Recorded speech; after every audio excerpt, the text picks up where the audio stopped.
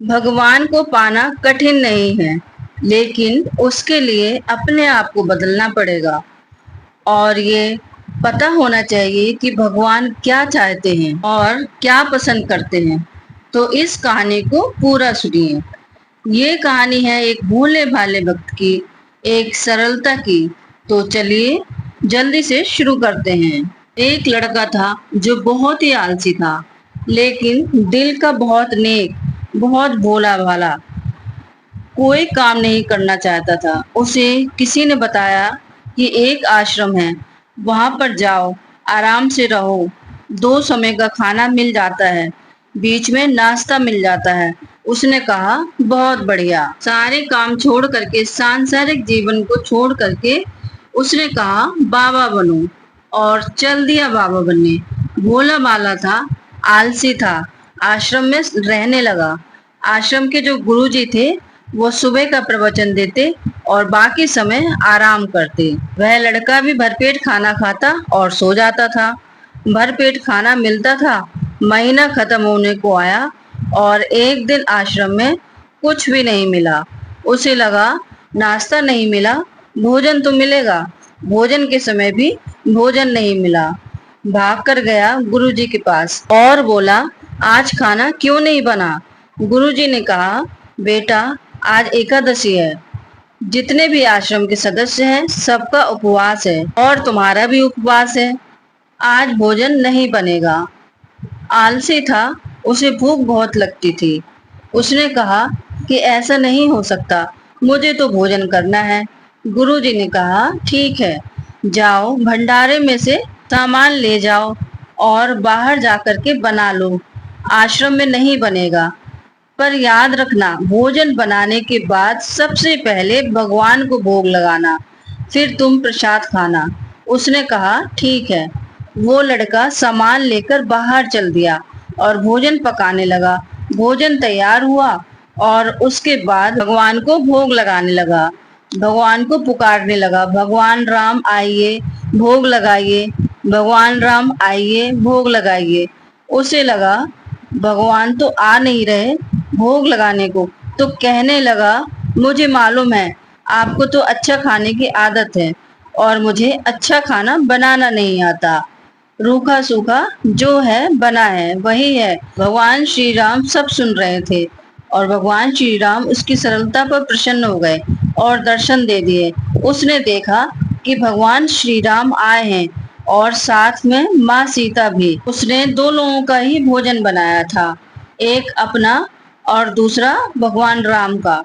चूंकि माँ सीता भी आई थी तो उसने अपना खाना भी माँ सीता के सामने रख दिया। भगवान श्री राम और माँ सीता ने भोजन किया।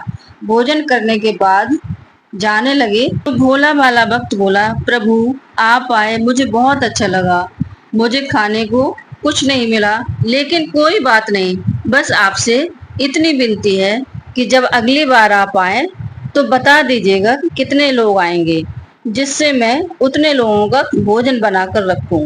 भगवान श्री राम फिर से मंद मंद मुस्कुराए और अंतर ध्यान हो गए। वो आश्रम गया, फिर से वही रूटीन चलने लगा। जब दूसरी एकादशी आई और इस बार वो भोला 3-4 लोगों के हिसाब से राशन ले गया कि भगवान किसी न किसी को साथ लाते हैं। उसने बड़ी प्रसन्नता से भोजन बनाया और इंतजार करने लगा और कहने लगा प्रभु आइए भोग लगाइए, प्रभु आइए भोग लगाइए। अब की बार देखता है कि भगवान श्री राम पूरा राम दरबार लेकर आए। भगवान राम, माँ सीता, भरत, लक्ष्मण और हनुमान जी सभी आए हैं। अब की बार उसने भोजन भी ज्यादा बनाया था, फिर भी कम पड़ गया। उसने कहा चलो कोई बात नहीं। उसने प्रसाद उनके सामने रख दिया। उन्होंने भोजन ग्रहण किया और चले गए और वो फिर से भूखा रह गया। फिर से आश्रम गया और वही रूटीन चलने लगा। फिर एकादशी आई। अब की बार उसने गुरुजी से कहा गुरुजी मुझे थोड़ा और ज्यादा अनाज चाहिए। गुरुजी का दिमाग ठनका। उसने सोचा ये क्या कर रहा है, ये कहीं भोजन ले जा करके बेच तो नहीं रहा। गुरुजी ने कहा ठीक है, भूख से परेशान रहता है।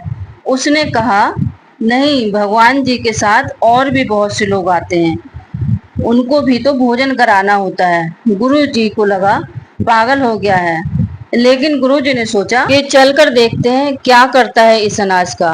वो जो भक्त था अनाज लिया और पहुंच गया नदी किनारे और पुकार पुकार लगाने लगा। इस बार उसने भोजन नहीं बनाया था। उसने सोचा सामान रख लेता हूँ, वो आएंगे, जितने लोग आएंगे खुद बना लेंगे। गुरुजी छुप करके सारा हाल देख रहे थे। गुरुजी ने सोचा भोजन तो बनाया नहीं और पुकार लगा रहा है कि प्रभु आओ प्रसादी पाओ, प्रभु आओ प्रसादी पाओ। भक्त ने देखा वाकई में प्रभु राम पधारे हैं और अब की बार बहुत सारे लोग आए हैं। तो उसने हाथ जोड़ करके कहा, प्रभु माफ करना, आप बहुत सारे लोग आते हैं, संख्या पता नहीं होती है, मुझ में इतनी हिम्मत नहीं कि इतने सारे लोगों का भोजन बनाऊं। आप स्वयं आइए, बनाइए और खाइए, प्रसादी पाइए। तो भगवान श्री राम मुस्कुराए और अपने बाकी दरबारियों से कहा कि आओ भाई भोजन बनाएं। जो गुरुजी थे छिपकर देख रहे थे, समझ नहीं पा रहे थे कि ये क्या कर रहा है। दौड़ कर आए, बोले तुमने अब तक भोजन बनाया ही नहीं, क्या कर रहे हो। तो उसने कहा, गुरुजी आपको नहीं दिख रहा कि भगवान श्री राम पधार चुके हैं, सीता जी आई हुई हैं, हनुमान जी आए हैं, सब लोग आए हैं, भोजन बना रहे हैं। गुरुजी ने कहा, पागल तो नहीं हो गया है, मुझे तो कुछ भी नहीं दिख रहा। ये जो भोला सा भक्त था उसका दिमाग ठनक गया कि क्या हो रहा है। उसने कहा, भगवान ये आप क्या कर रहे हो, एक तो मुझे भूखा रखा हुआ है, गुरुजी को दर्शन नहीं दे रहे, गुरुजी मुझे पागल समझ रहे हैं, कृपा करके गुरुजी को दिख जाओ। भगवान ने कहा, मैं दिख नहीं सकता। उस भक्त ने कहा, क्यों नहीं दिख सकते, हमारे गुरुजी तो महान हैं, बहुत कुछ जानते हैं, बड़े ज्ञानी हैं, ज्ञाता हैं। भगवान ने कहा, हाँ ज्ञाता होंगे, लेकिन तुम्हारी तरह सरल नहीं है। जो सरलता तुम में है वो गुरुजी में नहीं है। अब भोले वाले भक्त ने ये बात गुरुजी से कह दी कि भगवान श्री राम कह रहे हैं आप में सरलता नहीं है, आप मेरी तरह सरल नहीं हो, इसलिए आपको दिख नहीं रहे। गुरुजी की आंखें नम हो गई, रोने लग गए। गुरुजी ने कहा, हाँ बिल्कुल सही कहा, मेरे अंदर तुम्हारी तरह सरलता नहीं है, और माफी मांगने लगे। भगवान ने फिर गुरुजी को भी दर्शन दिए। कहानी छोटी सी है लेकिन बहुत कुछ सिखाती है कि जीवन में सरलता सबसे आवश्यक है। जितने सरल बने रहोगे उतना जीवन में आगे बढ़ते रहोगे। जब आप सरल होते हो तो खुद भी मुस्कुराते हो और दूसरों को भी मुस्कुराने की वजह देते हो। फिर मिलेंगे दोस्तों एक और नई कहानी के साथ। तब तक हंसते रहिए, मुस्कुराते रहिए और अपना ख्याल रखिए। कहानी अच्छी लगी तो लाइक कीजिए, ज्यादा से ज्यादा शेयर कीजिए और सब्सक्राइब जरूर कीजिए।